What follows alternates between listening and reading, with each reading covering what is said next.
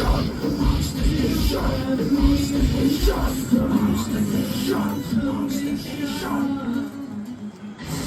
this episode of Monster Nation, Lesson 1. This is a Peterbilt. This is a jet engine. And this is Shockwave, the fastest truck in the whole world. And it just gives you a rush to know that you have total control of something that has massive power, massive destruction capabilities. Plus, we're going to a custom car show in Minnesota as they unload over 300 tricked out cars with nary a scratch. You want to unload it here, or do you want to back right in? Ready? Then we're off to ride with a pack of bikers. Not those bikers, these bikers. There's nothing like twisting the throttle.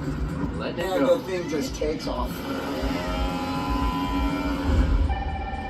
Hello? Plus phony phones in Indiana and the flying British Birdman of Bognor, England. And we'll drop by the Monster Nation lab to see if these guys can build the mother of all cuckoo clocks on time when Monster Nation introduces you to a whole new state of mind. Lumberton, North Carolina is sleepy, slow, and soaked in southern charm. But once a year, it's hit with some massive turbulence, aka the Mid-Atlantic Fly-In. They've got jet-powered biplanes, aerobatic flyers, ultralights, and even wing walkers. But a truck? What's a truck doing at an air show? This ain't no ordinary Peterbilt. This big rig uses jet engines from a Navy T-2A Buckeye trainer jet to blast off the line. There he goes, 340 miles per hour.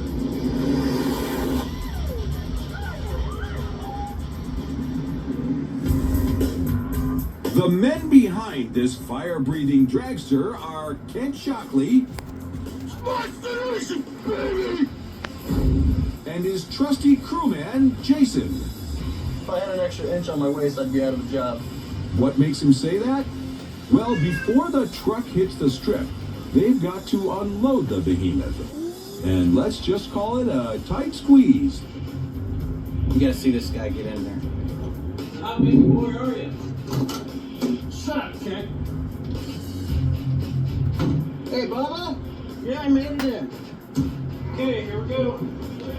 And now the 7,000-pound truck exits like a bull out of the chute, thanks to Jason's expert steering.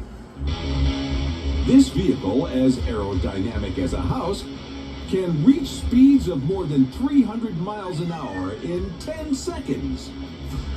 But how is it done? With 3 Pratt & Whitney jet engines and custom-built afterburners, Shockwave puts out 36,000 horsepower. That's 4 times the power of an F-14 fighter jet.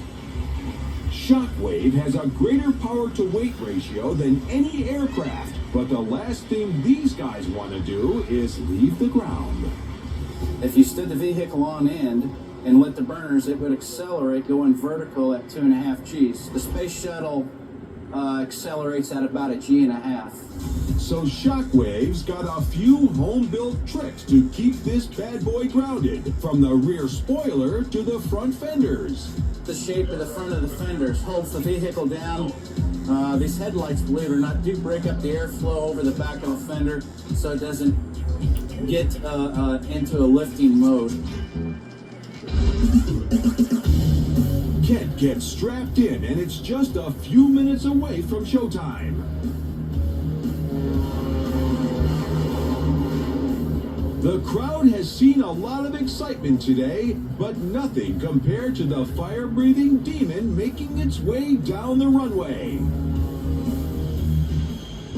This $500,000 machine weighs in at over 68,000 pounds, and with a wheelbase of 260 inches, Shockwave owns the world's truck speed record, 376 miles an hour. I've never seen that like that. onboard camera gives you a view of the jet engines in action. You've heard the expression hell on wheels. Well, here it is. Kent makes his way to the starting position.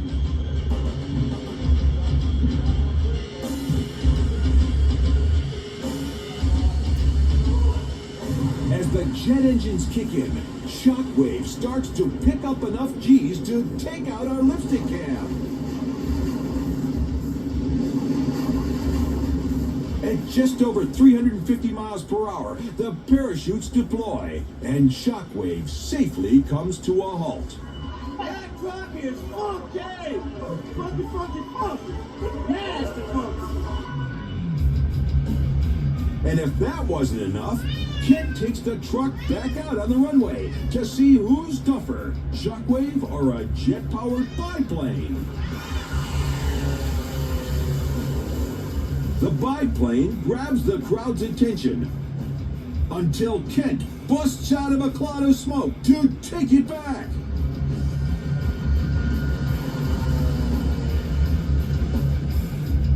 In a carefully choreographed move, Kent gets in a position to race the biplane.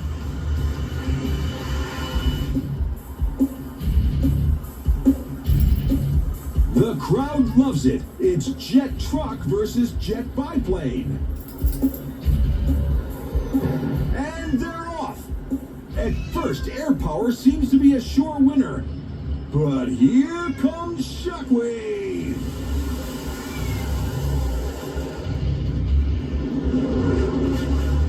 The 3-ton master of disaster holds his own, and the crowd loves it.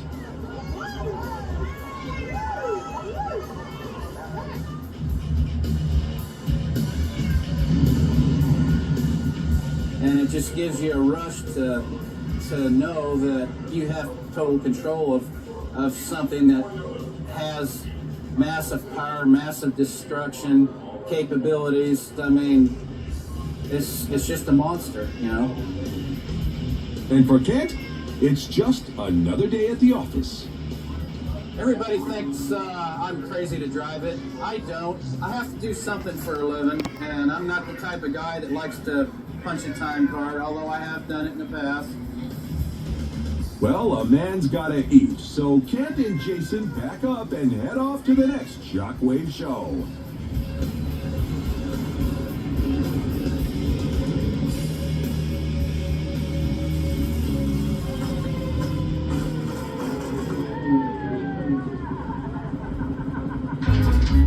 Here's your Monster Nation factoid.